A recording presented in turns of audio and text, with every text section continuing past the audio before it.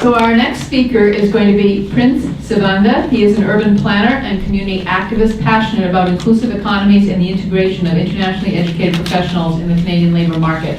He is the project director of the Toronto Community Benefits Network, a coalition of community and labour that is working with Metrolinx and Crosslinx Transit Solutions to expand employment opportunities among historically disadvantaged communities.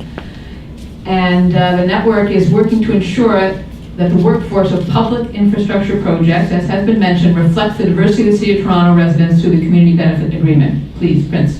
Thank you. Welcome. All right, thank you again. How many have heard of the Eglinton Crosstown? Okay, looks like almost everyone in the room has. So what I'm going to be talking about in the next few minutes really is how we've taken some of this academic great stuff, the research that folks like Cheryl and Dora have worked on, and actualized it in Toronto. There's been some references to community benefits, and one major distinction that you are going to be hearing is that here in Toronto, we've signed what is known between the community and Metrolinx and Crosslinx Transit Solutions, which is the engineering firm that's going to be building Eglinton Crosstown. We have in place what is known as a community benefits framework agreement. There's a slight difference between a framework agreement and a full community benefits agreement. The framework agreement is binding, is legally binding. The framework agreement we have right now is legally binding between Crosslinx Transit Solutions that are going to build the Crosstown and Metrolinx that owns the project at the time that the agreement becomes part of a project plan. So there's a project plan that's being put into place and it will be legally binding there, but it's not legally binding on community. But I might talk a little bit later on about how we're going to ensure that the community aspirations are met in that agreement. So who is the Toronto Community Benefits Network? The Toronto Community Benefits Network is a coalition of labor and community and like-minded agencies that includes also workforce development and the building and construction trades that came together a while back when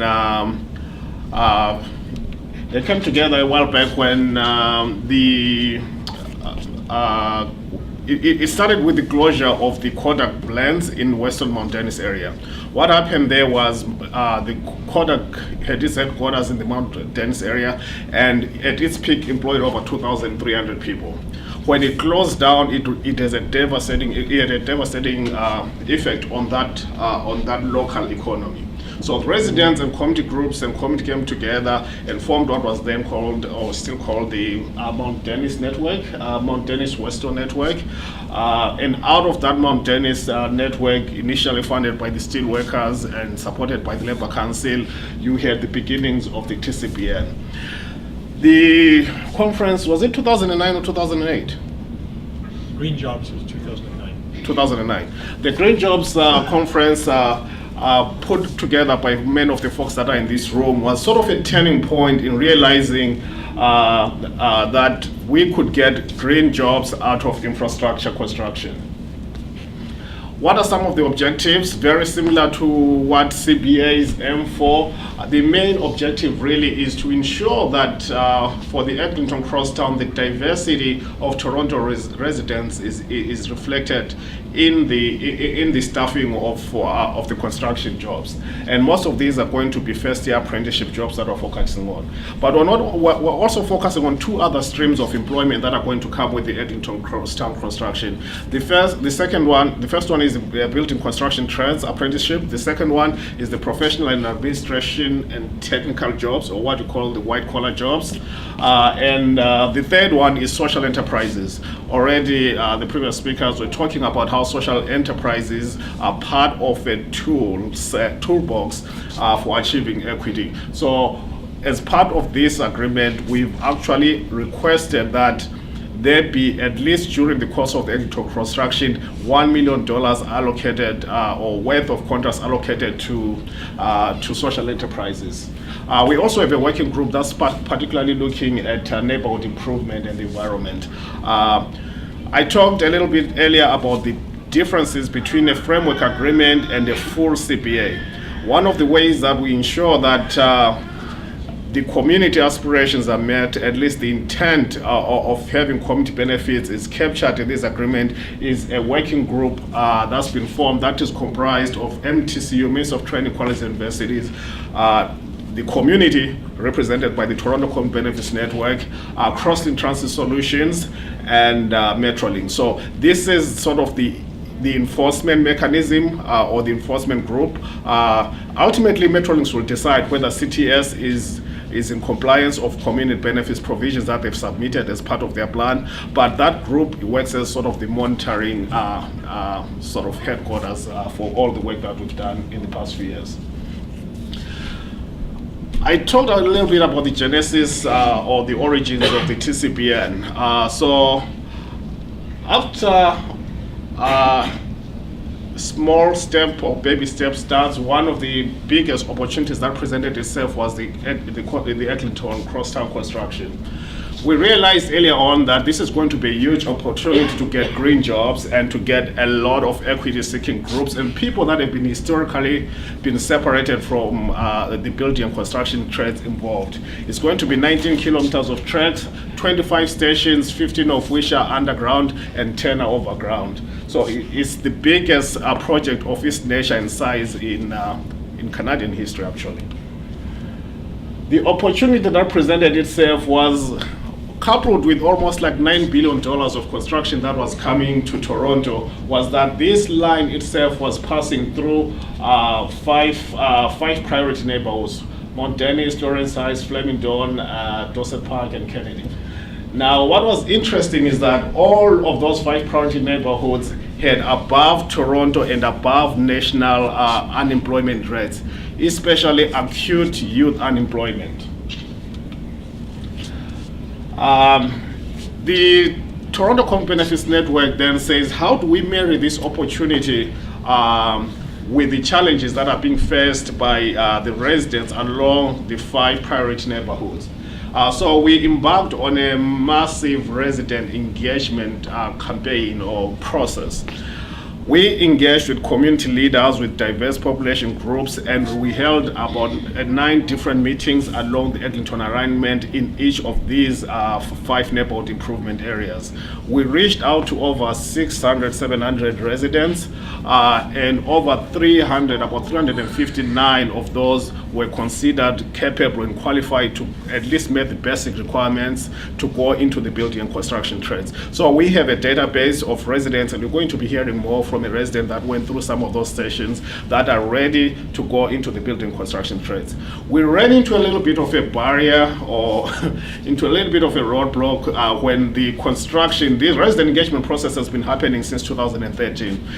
What we hit a barrier against was the shift in, as you can imagine, $9 billion project.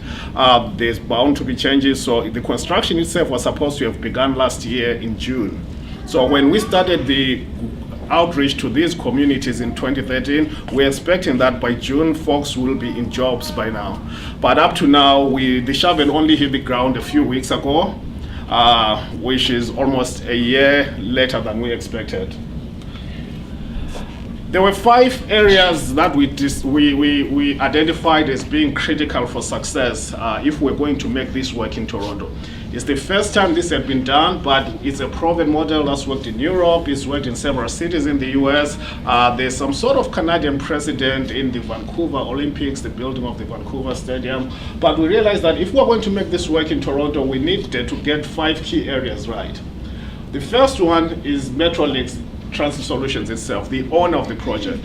So we engaged with government to say, Infrastructure Ontario and Metrolinks, come to the table. This is going to affect our communities. Are you willing to take this on to see that the communities that are going to be affected by this development actually benefit from them? The second group that we realized we're going to need was the community base. If the residents themselves were not demanding these jobs, the politicians won't listen to us, the government would not listen to us. The third pillar of success was the building and construction trades. With the building and construction trades, we're going against a system that has been in place for over 400 years that is historically whether deliberate or otherwise, excluded a vast majority of people of color, racialized communities, indigenous peoples, women. So there was, it's almost like a tribal system to get into the building trades. It's so hard. If you don't know anyone, if your father, your uncle is not part of the union, forget it. So we're going against that system. If we were to be successful, we had to get at least the major or all of the building and construction trades on our side. The third one, as I've already said, is government, and I've got a few slides on those that sort of capture the history of engaging each of those 5 pillars. We met, this is very important in terms of developing the relationship with Metrolinx. Last year in May 2014, this is the first time a community group has ever presented through the bidding process to a set of bidders for major infrastructure projects. So we managed to meet. At the time it was Crosslink Transit Solutions and Crosstown, and there were 2 bidders that were left in the process. So we presented to both bidders our expectations in terms of what they should include as part of their tender application to Metrolinx that was going to satisfy community benefits provisions. So we had a chance to go, before the award was awarded to CTS, we had a chance to go and present to both consortia, and right now, later on, the community benefits framework was signed, and earlier on, we had just signed the community benefits framework agreement in April. In May, we presented to them. Right now, CTS, I'm happy to say, has embraced the concept of community benefits. They've hired 2 staff in their team that are actually full-time working on community benefits, and they're sort of our window into CTS. We also have a community benefit specialist at Metrolinx that is also sort of part of the bigger CBA team that we feed into. These are some of the commitments that they had to commit to as part of the bid. So CTS agreed that they're going to have a professional administration and technical jobs plan and an apprenticeship plan.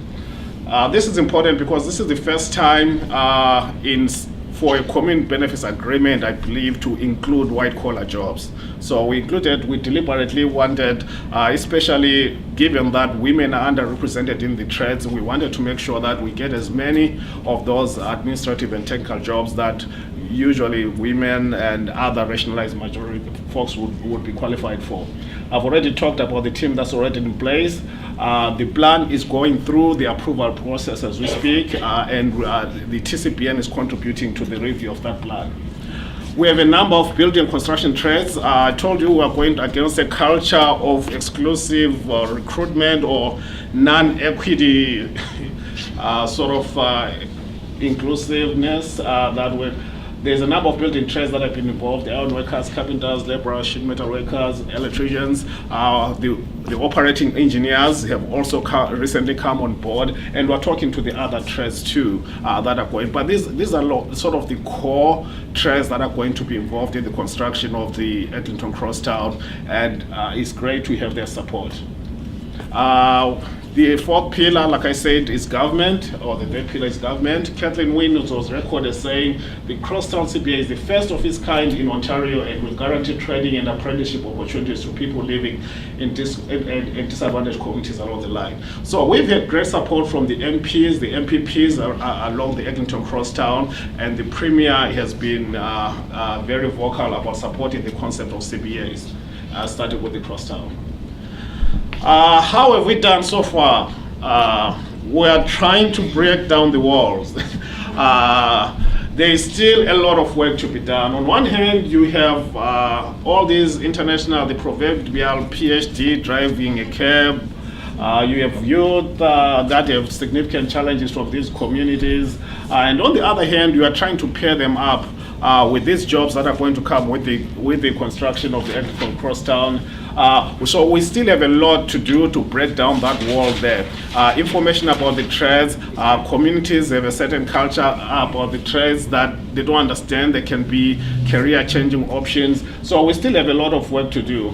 And we're working through a process that will ensure that we actually get these folks into the building construction trades, move them into the Eglinton Crosstown, and actually track and monitor how they're going to perform put around some wraparound supports for them to be able to succeed in these jobs. So I think we're on track to success. There's still lots of work to be done, and I'll let the MC introduce the next speaker, who's the resident that went through some of the resident engagement that we did. Thank you very much, Prince. Thank you. So the next speaker, Ameen Binwalee, is a resident who has attended and helped organize one of the resident engagement sessions with the Community Benefits Network. He's also a construction worker, an aspiring entrepreneur. He grew up in Toronto, and after having some struggles as a teen after leaving high school early to begin a career in the trades. Since then, Ameen has started up a not-for-profit grouping that advocates for racialized youth and teaches them construction skills. But tonight he will be speaking as a community resident involved with the Toronto Community Benefits Network. Please welcome. Thank you very much.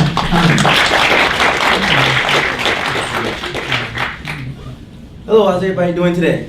Good, good? That was actually pretty good. I'm a little bit nervous. I want you to indulge me in something that we do at my organization. So I basically say, how's everybody doing today? And then just in your most kind of hearty way, I want you to say powerful. Okay, that's cool? All right, so let's go. How's everybody doing today? Powerful. That's pretty good, that's pretty good.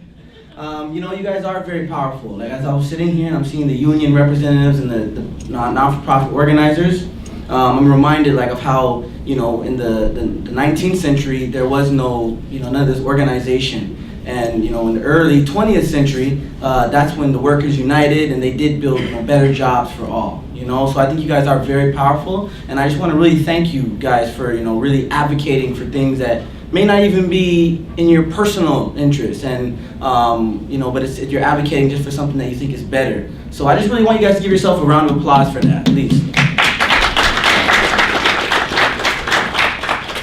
Okay, so yeah, like I said, so my name is Ameen. I'm a community organizer, construction worker, and I started up a nonprofit. It's called Out of the Box. It basically exists to teach youth construction, well, to advocate for racialized youth and to also teach them construction skills. You know, a little bit about me. Like she said, I grew up in Toronto, and I used to have struggles in high school. Got into a lot of trouble, and you know, with dealing with selling drugs, and I was involved with kind of violence and street gangs. But one of the blessings in my life was my uncle. I had an uncle. His name was Jeff Bennett, and he had a construction company.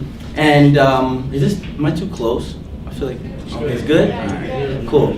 So yeah, he had a construction company, and he actually. I was about 16. I got kicked out of school, and you know, my mom basically said, you know, why don't you go work with your uncle since you're at home? You're not working. You're not da da da da. Kind of like Fresh Prince. You're moving with your auntie and uncle. All right, never mind. So yeah, some people get that. Yeah, so I went to go work with him, and he, you know, he's a really good man, really principled man, godly man, and so I realized that was my first run-in with a social enterprise. Even though he didn't know it, I didn't know it.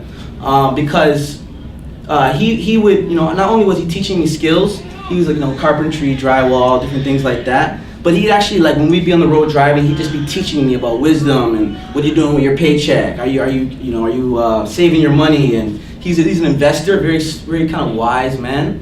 And so that really changed my life. I worked with him for about 3-4 years, and just really, you know, trained me in skills and as a man. And eventually I kind of, you know, I said, you know, this is getting a little boring, and I kind of want to do something else.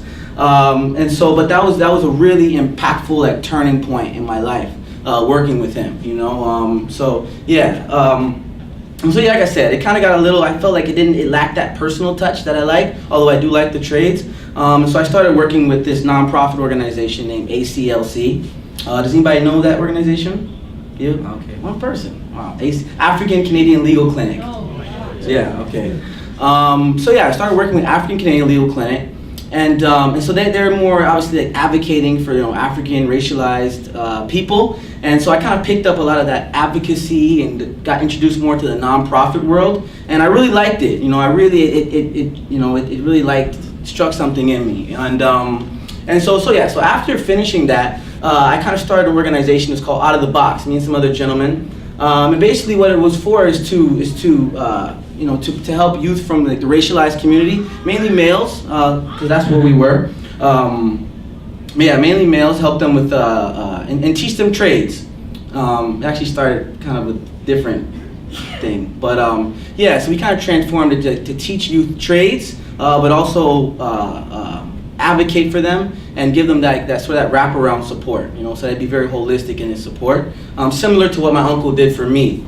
And so that's what we started to do. I forgot I need to bring out my notes, right? Got kind of excited. Sorry, guys. Yeah, so that's what we started to do with it's called Out of the Box. And so in that journey, it actually took me to running into you know, and I actually had a dream, you know, a real big dream then. Is that I would see, you know, people like, you know, youth that, you know, weren't there, you know, maybe were getting in trouble and weren't, you know, maybe making the most of their lives. I would see them like getting trained in construction and being like, you know, really disciplined or just really doing something with their life. I had like a little vision of that. And the reason why I'm telling you that was because that actually led me into the TCBN, the Toronto Community Benefits Network. And so I was so happy when I got there because I'd wanted to, you know, advocate to get like some of the youth we trained, like getting them jobs. And so to see that, you know, these people were already doing this, you know, guys like Prince, Steve, and, you know, different people in this room, I'm sure.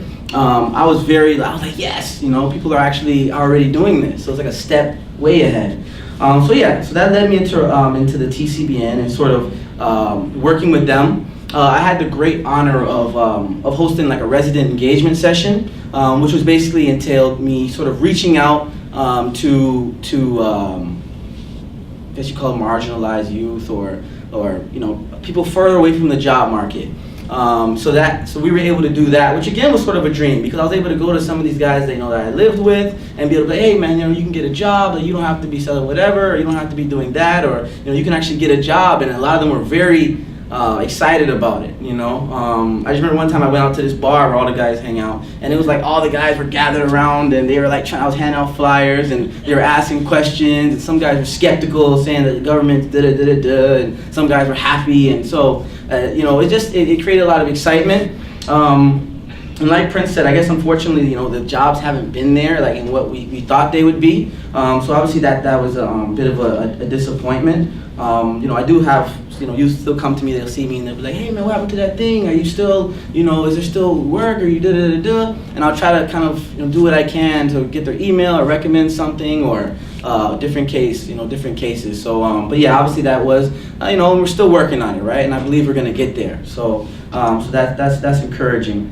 And so yeah, so I want to also talk about, I think it was Laura, spoke about social enterprises. And just to throw this in there, that's been something that OTB has been trying to advocate for, is because we obviously we like to, you know, we train racialized youth who are in marginalized communities, and so we've been, you know, training a lot of people from TCHC, a lot of the youth from TCHC, and just trying to start a social enterprise where, you know, whereby we're sort of helping them do fixtures in their own buildings. And so, you know, we reached out to TCHC. Now they have a bit of an issue of not getting back to you when you email, you know, unless you put like 3 or 4 exclamation marks, then they might get back to you. So if anybody's in here at TCHC, maybe you want to flag that. So yeah, that has been a bit. But yeah, just to close, in conclusion, yeah, I really want to second just the thoughts of all the speakers. I want to appreciate the thoughts of all the speakers and second them. Really, because like I said, you know, the impacts of a social enterprise on my life was astronomical, and so. And I believe that, and I know that, you know, when this becomes more of a status quo, and just in what we're talking about and the vision that we have, and I actually and I was sitting down, I have another dream. You know, I have another dream that Toronto is actually like the best city in the world, because where this CBAs and social enterprise will be happening, and it's gonna you know, really it's gonna be providing social change, and it's even gonna provide even more economic value, and it's gonna be like a circle, and Toronto's gonna be the best city in the world. And so I just want to say that, and I know it's gonna happen. I appreciate you guys for all being here and engaging in that. So thank you. I think we just want to say thank you to all of you. You're kind of like I think at the club, they're the last people to survive and make it to the end, and we greatly appreciate that. Judy, we're going to give you some time of how we're going to follow up with you. But in the meantime, we wanted to say thank you very much to Dr. Winnie Ng and the Sam Gindin Chair for hosting us here. We'd like to say thank you very much. The committee members are all, I think most of them are here, but Judy Prasad, Carolyn Egan, Michael Kerr, Fayez Ahmed, Dahlia Cohen, Prince Sibanda, Cheryl Tilak Singh, Jesse McLaren, James Kirkpatrick, Grace Edwards Galabuzzi, Reg McQuaid, Coretha, and Laura Zeglin from our committee. Thank you guys all for your great work in pulling today together. To our panelists, oh my gosh, Rajan Holis, John Cartwright, Dr. Cheryl Tilak Singh, Laura Zeglin, Prince Sibanda, and Ameen Binwalee. Thank you so much for your sharing with us today. And finally to Kairos. Thanks for the wonderful snacks that you provided tonight. The faith community feeds our soul, but you also fed our stomachs tonight. And CFS Ontario for your contributions. Get home safe. I think there's a little bit more coffee left if you'd like some for your drive home. Have a great evening, everyone. Thank you again. Thank you.